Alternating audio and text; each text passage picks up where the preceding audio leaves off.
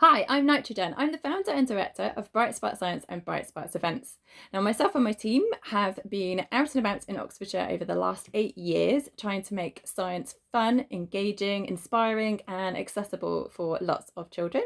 So, some of you in the local area may have seen us in your school delivering assemblies or after school clubs or workshops, or out and about during the holidays doing holiday activity camps or even parties on weekends.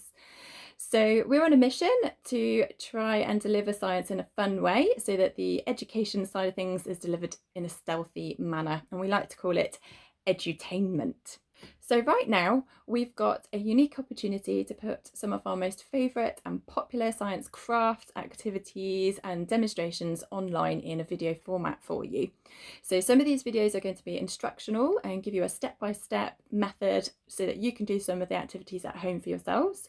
Others will be showing and demonstrating scientific principles using some of the equipment that we have here in our HQ.